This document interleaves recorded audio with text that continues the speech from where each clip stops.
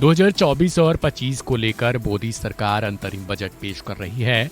संसद में वित्त मंत्री निर्मला सीतारमण ने बताया कि आखिर इस साल का लेखा जोखा क्या रहेगा। इस बार टूरिज्म सेक्टर को भी खूब बढ़ावा देने के लिए मोदी सरकार ने प्लानिंग की है।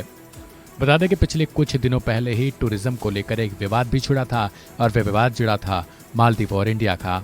लक्षद्वीप प्रधानमंत्री मोदी का एक दौरा था जिसके बाद ये सारा विवाद हुआ था। ऐसे में अब भारत ने टूरिज्म को लेकर एक नया प्लान बनाया है जिसके तहत राज्यों को भी कर मुक्त लोन दिया जाएगा ताकि वो अपने यहाँ पर प्रतिष्ठित टूरिज्म सेक्टर को बढ़ावा दे सकें। इसके लिए ब्रांडिंग समेत कई और प्लानिंग भारत सरकार की तरफ से की गई है। बता दें कि वित्त मंत्री निर्मला सीतारमण ने अपने बजट भाषण के दौरान इन चीज़ों की जानकारी दी, जैसे किस तरीके से वो मध्यम वर्गीय परिवारों को भी इस टूरिज्म सेक्टर का एक बड़ा भागीदार बनाना चाहती हैं।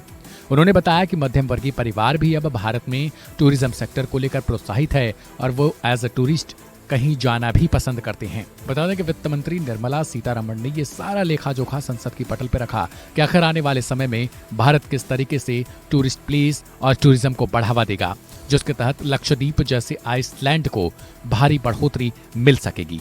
आपको सुनवाते हैं आखिर वित्त मंत्री ने क्या कुछ बताया।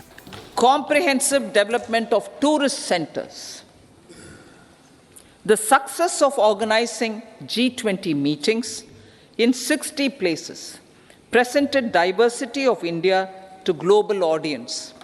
Our economic strength has made the country an attractive destination for business and conference tourism.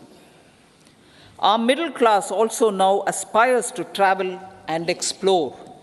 Tourism, including spiritual tourism, has tremendous opportunities for local entrepreneurship. States will be encouraged to take up comprehensive development of iconic tourist centers, branding and marketing them at global scale. A framework for rating of the centers based on quality of facilities and services will be established. Long-term interest-free loans will be provided to states for financing such development on matching basis.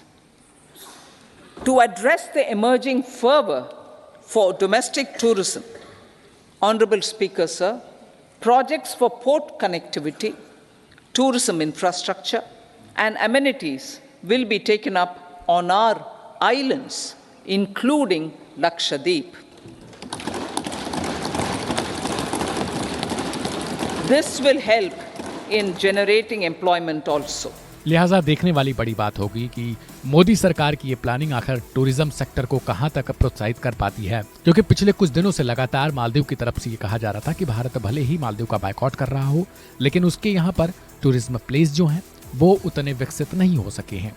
लिहाजा मोदी सरकार का यह stand अपने आप में काबिले तारीफ है। फिलहाल आपको यह बजट टूरिज्म सेक्टर के लिहाज से कैसा लगा, ऐसे कॉमेंट करें और वन इंडिया हिंदी को सब्सक्राइब करना बिल्कुल ना भूलें।